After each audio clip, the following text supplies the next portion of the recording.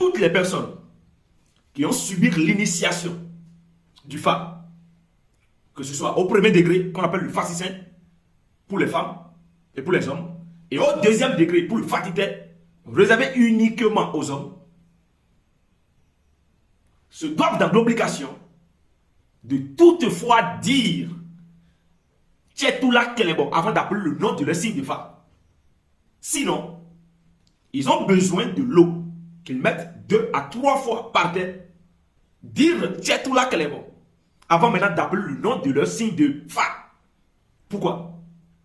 Appeler le nom de signe de Fa, de signe doux, c'est comme implorer une forme d'énergie vitale vers nous.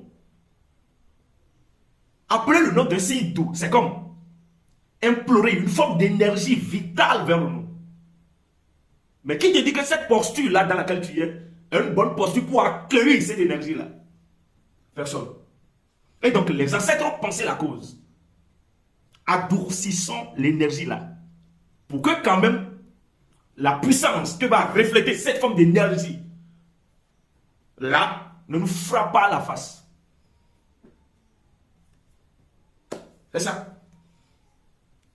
L'énergie là que nous sommes en train d'implorer pour que sa puissance ne nous frappe pas à la face. Là, il faut quand même l'adoucir avec de l'eau et Tchétoula Kelebo. Et tu as l'abri.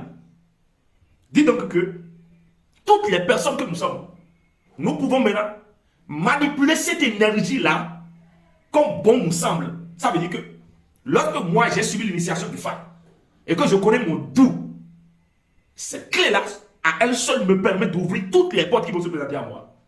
Et comment? Lorsque tu prends un signe de Fa, que ce soit, le signe de Fa là comporte des paragraphes que j'appelle comment? Des versets.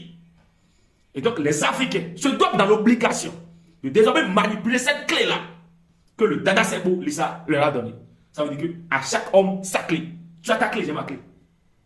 Parce que lorsque tu subis l'initiation du Fa, il n'y a pas cette chose-là, on va te dire sur ton signe de Fa et que tu vas dire c'est faux. Jamais. Si tu ne rencontres pas ça à l'âge de 5 ans, c'est que ça t'attend dans 70 ans. Parce que c'est ta vie. Toute ma vie. C'est ça.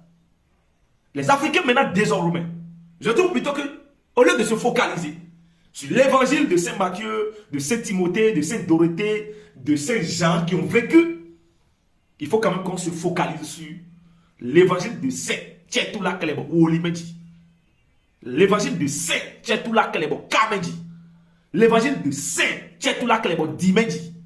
Et donc, lorsqu'on rentre dans ces évangiles-là, on aura maintenant les versets. Et puisque le langage des signes de Fa nous libère, tout Africain a le devoir d'aller connaître, découvrir ces langages. Parce que le langage qui libère les personnes qui sont sur le signe de Fa, ne peuvent pas libérer les personnes qui sont sur le signe de Fa ou Olimedi. À chacun son langage et donc à chacun sa clé. Je vais à l'église et on me dit l'évangile selon Saint Marc. Et on commence par me dire, ça c'est Marc.